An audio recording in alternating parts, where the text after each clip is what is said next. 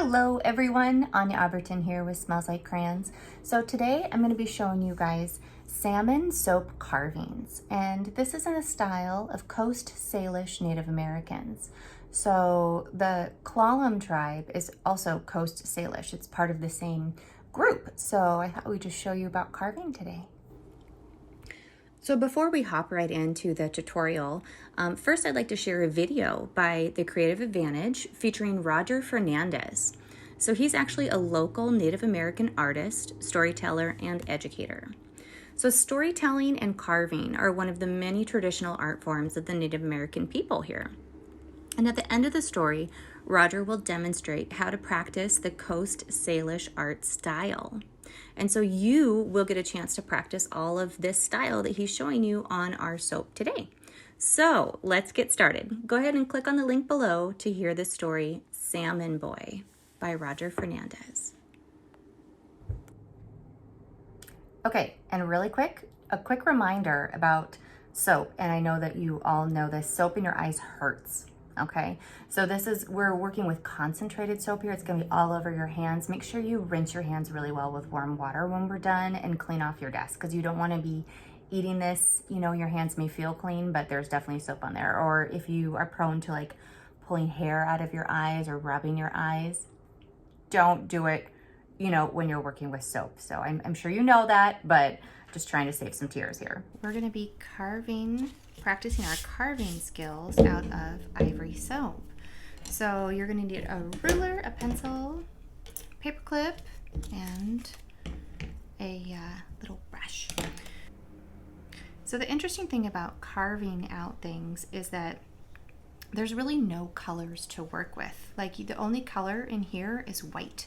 And so how do we get all of these lines and shapes is by digging deeper. And so the more depth you get, then that's how you get your outlines. So we're just digging out our lines basically and smoothing out these sections.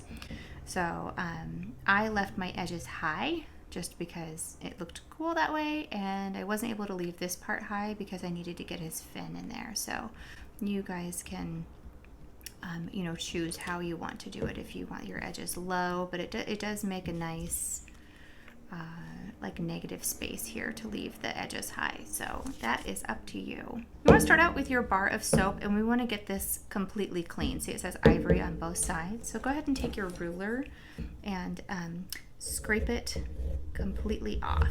So it's a nice smooth surface, because we don't want any of those words. So I went one way, and I'm going to come back this other way. And this is going to get pretty messy. Oftentimes I take my ruler and just kind of scooch it up. So everyone should have a template. Go ahead and cut it out really nicely right along that black line. This template is that we are not going to do this fin right here. And so when we're doing our outline on our fish, then what you're going to outline is around the edge here, through here, getting that nice fin, the dip in the fin, just the outside edge. And so we're skipping that little tiny fin. We are, however, going to do this top fin and then down to the nose. So we're not going inside here. We're just doing that outline. So later we can fill in our own design on the inside.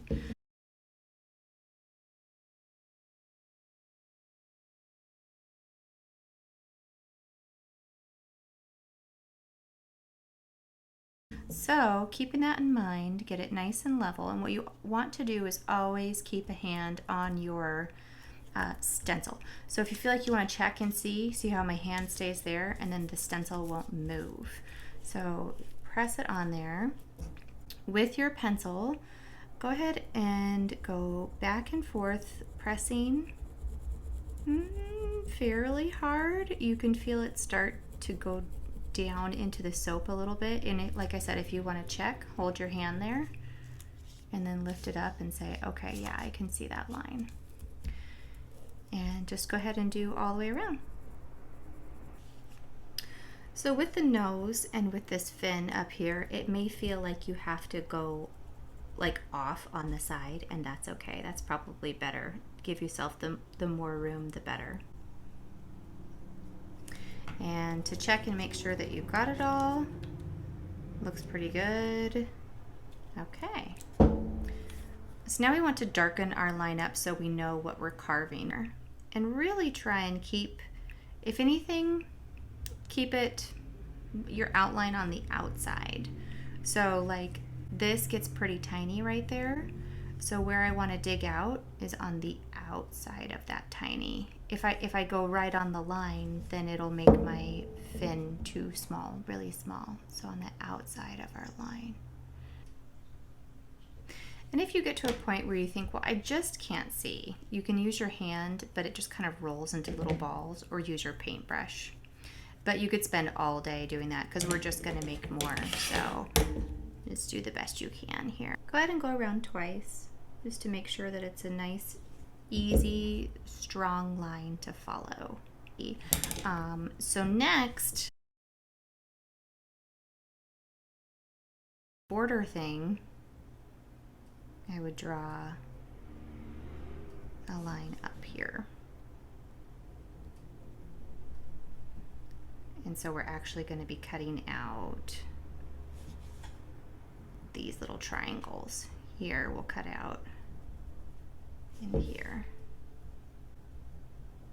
We'll cut out in here.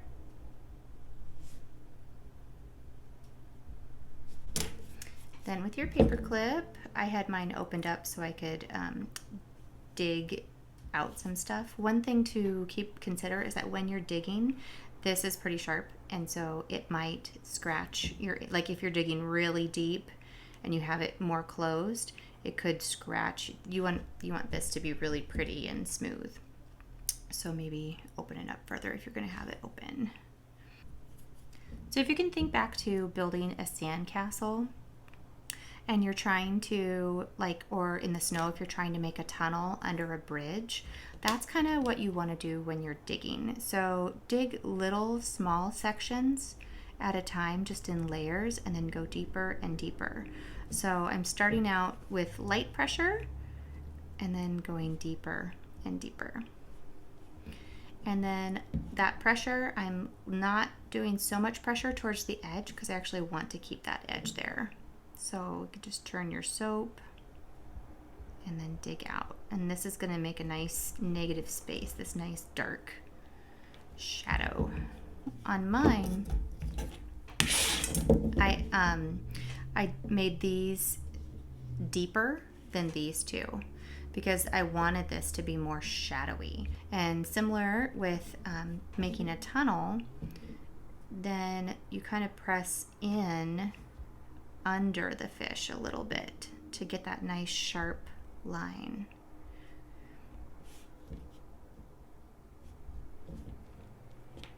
I don't know if you can see that. And then the goal in the end is to make these sections really smooth and pretty. So you can do that partly with your hands, but a lot of it with the paper clip.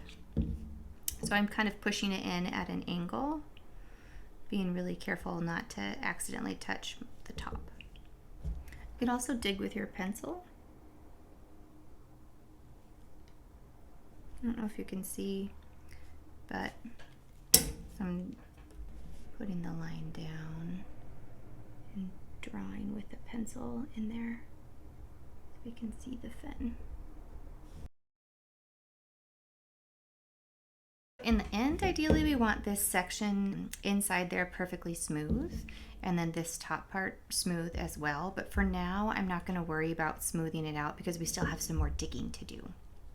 Put our design on our salmon. So it doesn't have to be exactly like this, but one of the things that this style of art focused on is positive and negative space. So you're thinking like this, the white section here is negative space because the positive space is this fish. So, but some of the white in here pops out more and you're thinking, well, what am I looking at? Am I looking at the white or am I looking at the black? So, you know, the shape of this white line actually creates the shape of this black line. So they work hand in hand together, those two different positive and negative. So when you're creating shapes on your fish, think if I create like a really big triangle here, this kind of, what shape am I creating? Like, is it from here to here? Is it the same as from here to here? So that was important in the art style, and this comes up like that. So you don't have to have it exactly like that. It's just ideas. By drawing this shape, what white shape am I leaving behind? And then, you know, like for the fin, you would try and make it even. Do the same thing on this side, although this fin got a little bit skinny, so it's going to be difficult. Kind of dig out what you just did.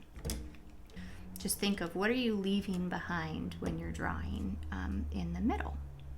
And see, like that, I definitely don't have room for that. So I might even just draw like, maybe I'll draw my oval this way. And there, it's really easy to accidentally chunk it out and just say, whoops.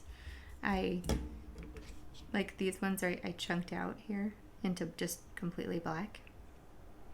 Yeah, so just be careful of that. Like go straight up and down, don't go this way. And then just go super thin layers at a time. Super thin. And then use your paintbrush to get some of that stuff out so you can kind of see. Did it work? I think it worked.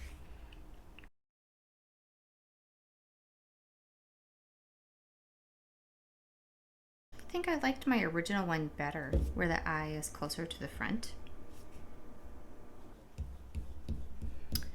And here I'm thinking, well, I know I'm going to need a mouth and an eye, and those are like the main things. So I'd probably do those first before you decorate the body, because there might not be room later. Pretty soft, and then going deeper. I'm noticing that because this is so thick, it kind of chipped away the bottom of the mouth, so I might even use this to go deeper if I wanted to. With the pencil, you know, like if you're gonna try and do an eye, if you were to push this in, it breaks everything around it. So if you want to do a perfect circle, don't just push the pencil in, because it'll break off your fish. So if you want to do a perfect circle, then draw a little circle and go slowly, slowly, slowly, deeper and deeper. Just carving out tiny, tiny, tiny and slow, okay? So don't just jam the pencil in, because it'll break it. So the more I circle around, the more likely it is for this center section to just fall out of there completely, and that's not what we want, so just be really careful. And this is what I was talking about, like if I want to draw this center section, if I push it down, then that whole thing will smash. Just really, really lightly. Once you start trying to draw with symmetry, you realize how hard it is, and the skill that it took to carve things like this. So you can do whatever design you want to do, but what I don't want to see is just fish scales, you know, like so we want to see designs and looking for symmetry as far as like what shape is this making by making this shape on the inside.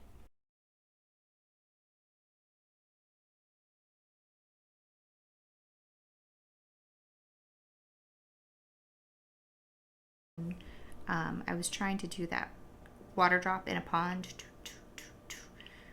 here, to show direction. Anyway, after you get your image drawn in there, then look at it and say, what can be cleaned up? Like, you know, is this circle looking pretty, or can I clean out the circle a little bit? So now we work on getting it smooth and clean and pretty and all dug out so that there's no little flakes left behind, because that's what's going to make your carving really sing, is not having any little flakes left behind, and just so get it dug out real nice.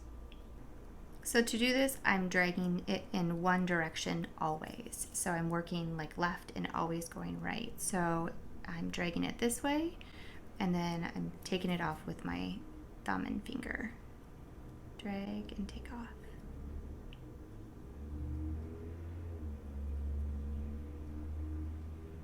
So that actually looks pretty good. There's not a whole lot of rough edges sticking up. I'm kind of pushing them down a little bit with my fingers, letting the warmth of my hands mold the soap a little bit.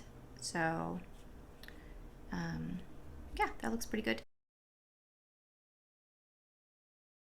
And then if you guys want to write your name on the side, you can do that, or on the back. Just be aware that if you do write it on the back and you put this down on something that has like soap shavings, then those shavings are going to stick to what you just cleaned out. So maybe hold it in the air.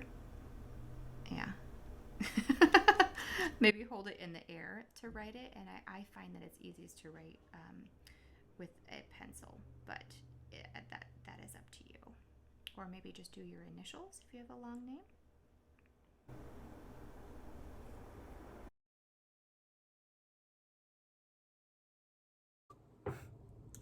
Alrighty, well, thank you so much for joining me in learning how to carve soap. I hope that there were little to no tears in this process. I hope you guys have a good day. Thanks again. Bye-bye.